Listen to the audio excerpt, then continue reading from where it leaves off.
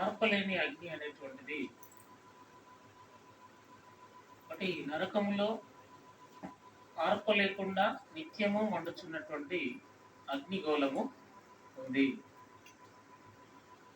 మరి భూమి మీద ఆకాశంలో సూర్యుని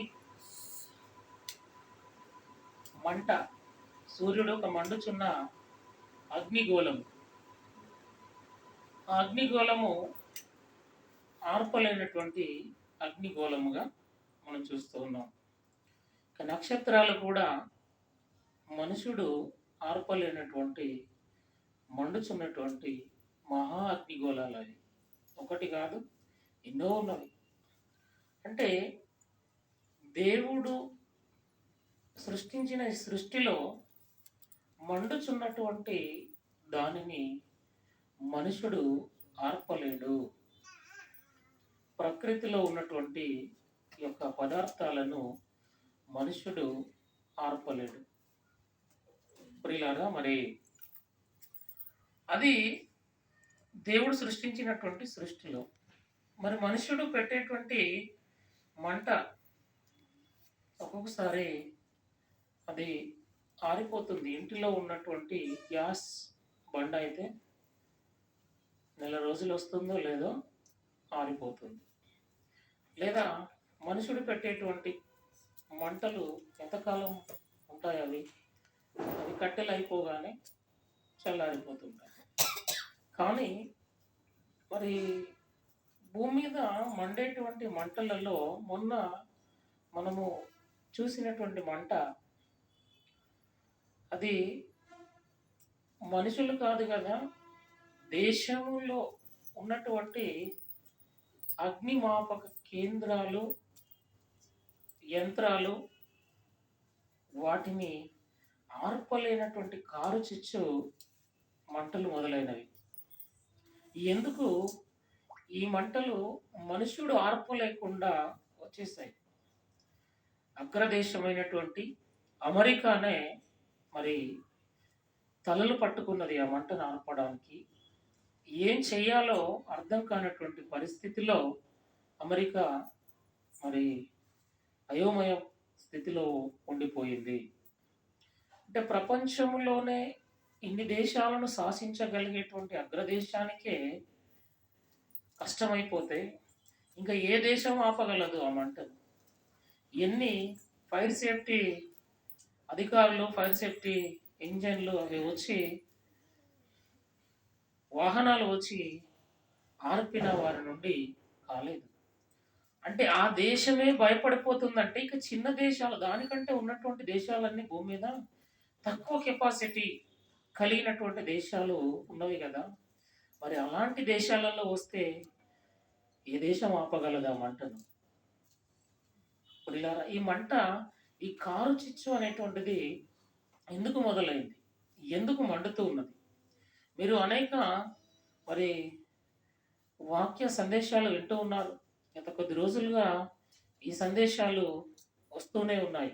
కానీ వినూత్నమైనటువంటి దేవుని ఉద్దేశం ఏమై ఉన్నది, అసలు ఎందుకు ఈ మంట మొదలైంది అనేటువంటి విషయాలను మనం ఆలోచించవలసినటువంటి అవసరత ఉన్నది.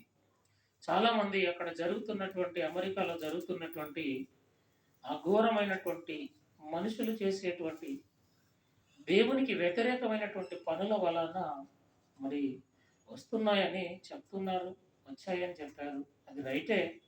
మనము బైబిలికల్గా చెప్పడానికి కొందరు సేవకులు ఏమంటున్నారంటే, దేవుడు మంటలు ఎందుకు పెడతాడండి? దేవుడు మనుషులను కాల్చేసేటువంటి పని ఎందుకు పెట్టుకుంటాడు? దేవుడు భయపెట్టించి మార్చుకునే దేవుడు కాదు అని అనేవారు కూడా నేను బోధకులను విన్నాను. ఆ మాటల్లో కొందరు ఇలా చెప్తున్నారు, కొందరు అలా చెప్తూ ఉన్నారు. తక్కువగా చెప్పేటువంటి వారు ఏంటంటే, దేవుడు మనుషులను చంపడు అని. కరోనా వచ్చినప్పుడు కూడా కరోనా దేవుని వలనే వచ్చింది, దేవుని ఉగ్రత అని, దేవుని కోపం అని చాలా మంది బోధకులు చెప్తూ ఉంటే, కొందరు బోధకులు దేవుని ఉగ్రత కాదది, దేవుని కోపము కాదు అని, మనుషుడు చేసినటువంటి తప్పు వలన, మనుషుడు చేసినటువంటి పొరపాటు వలన ఆ డిసీజ్ అనేటువంటిది, ఆ యొక్క కరోనా వైరస్ అనేటువంటిది పుట్టింది అని చెప్పుకొచ్చారు. అంటే ఇది మనుషుల వలన పుడుతుందా? మనుషుల తప్పుడు వలన జరుగుతుందా? లేకుంటే దేవుని కోపం ఏమైనా ఉందా? ఈ ప్రకృతి బీభత్సాల వెనుక ప్రకృతి మరి కన్నెర్ర చేయడము, భూకంపాలు కావచ్చు, మరి తుఫాన్ల ద్వారా కావచ్చు, హరికేన్ల ద్వారా కావచ్చు, సునామీ ఇలాంటి వీటన్నిటి వలన దేవుని ప్రమేయం ఏమైనా ఉందా అని మనం ఆలోచిస్తే యెరెమీయా గ్రంథము 4వ అధ్యాయంలో దేవుడు కొన్ని మాటలు తెలియజేస్తూ ఉన్నాడు. యెరెమీయా గ్రంథము పరిశుద్ధ గ్రంథంలో నుండి యెరెమీయా గారు రాసినటువంటి 4వ అధ్యాయము 3వ వచనం నుండి మనం చూసినట్లయితే యూదా వారికిని యెరూషలేము నివాసులకును యెహోవా ఇలాగు సెలవిచ్చుచున్నాడు, ముళ్ళ పొదలలో విత్తనములు చల్లక మీ బీడు పొలమును దున్నుడి. ఇక్కడ ఎవరు చెప్తున్నాడు ఈ మాట? యూదా సమాజానికి, యెరూషలేము నివాసులకు చెప్తూ ఉన్నటువంటి మాటలు. యూదులు ఎవరండి? దేవునికి ఇష్టమైనటువంటి పిల్లలు. దేవుని సమాజము యూదా సమాజము. యూదా సమాజంలో నుండే దావీదు వచ్చాడు. యూదా సమాజంలో నుండే యేసు ప్రభు మరి యూదా కొదమ సింహంగా ఆయన భూమి మీదకి వచ్చాడు. అంటే ఈ యూదులైనటువంటి వారికే దేవుడు వారితో మాట్లాడుతున్నాడు. యెరూషలేము నివాసులారా, యెరూషలేములో ఎవరున్నారు? దేవుని ప్రజలు ఉన్నారు. దేవుని పట్టణం అని కూడా ఆయన పేరు వచ్చింది. నివాసులకు యెహోవా ఇలాగూ సెలవిచ్చుచున్నాడు. ఈరోజు అమెరికా దేశము ఏ దేశం అండి? క్రిస్టియన్ కంట్రీ, మరొక విశ్వాసానికి సంబంధించిందా? క్రైస్తవ దేశం. ఆ క్రైస్తవ దేశానికే దేవుడు చెప్తున్నాడు ఈరోజు. ఆ రోజు యూదులకు చెప్పాడు, యెరూషలేములో ఉన్నటువంటి యూదా సమాజానికి చెప్పాడు.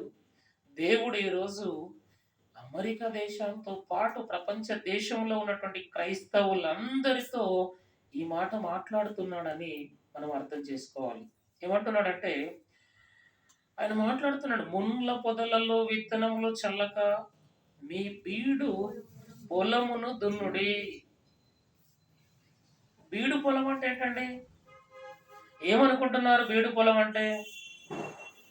చాలా మంది సువార్థికులు ఏం చెప్తారంటే, సంఘంలో చెప్పడం కాదు, క్రైస్తవులు ఉన్న దగ్గర సువార్త చెప్పడం కాదు, ఎక్కడో అన్యుల మధ్య సువార్త చెప్పడము బీడు పొలాలు అనుకుంటారు. బీడు బారిన పొలాలు ఎక్కడున్నాయనుకుంటారు?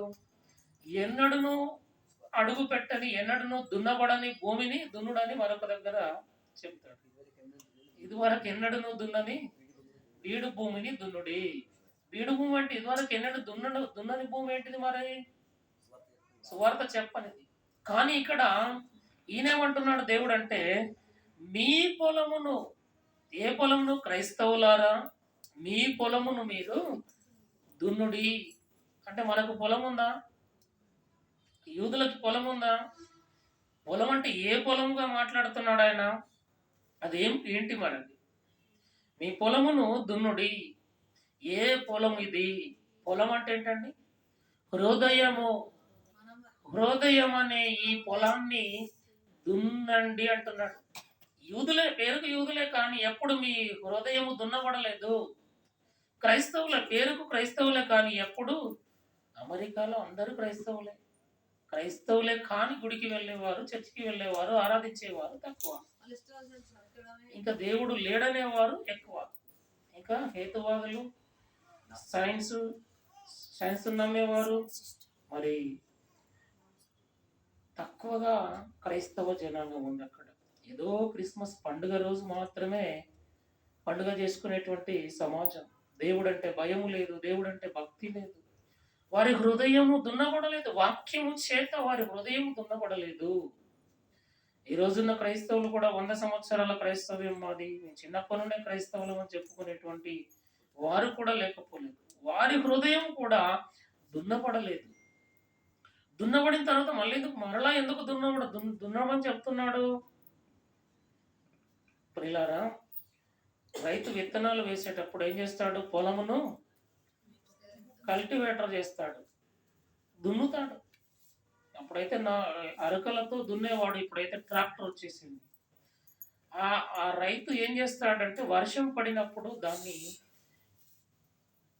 ట్రాక్టర్‌తో దున్నేసి ఎంత చక్కగా ఒక 3, 4 సార్లు దున్నేసి మెత్తగా మట్టి మెత్తగా అయ్యే వరకు దున్నుతాడు.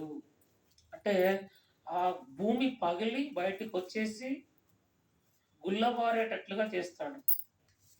దాంట్లో ఉన్నటువంటి కలుపు మొక్కలు, దాంట్లో ఉన్నటువంటి ముళ్ళ తుప్పలు, ముళ్ళ పొదలు అన్నిటిని ఏం చేస్తాడది తీసివేస్తాడు. ఇంకా అందులో మొలిసినటువంటి గడ్డిని కూడా పైకి లేపేసి ఏర్లు చనిపోయేంత వరదాకా ఎండలో దాన్ని ఎండబెట్టేస్తాడు. ఇంక మరలా మొలవద్దని. అంటే ఆ దుక్కిని ఏం చేస్తాడంటే చదును చేస్తాడు. అలాగే పొలం ఉందనుకోండి. ఆ పొలంలో ఏం చేస్తాడంటే ఎన్ని చెట్లున్నా గూడా వాటినన్నిటిని చంపేసి, వాటన్నిటిని భూమిలో పాతిపెట్టేసి, ఒక పెరుగు ఎలా ఉంటుందో అలా చేసి పొలమును చదును చేస్తాడు. అలాగే హృదయంలో ఎన్ని పిచ్చి మొక్కలు మొలిసాయో కదా!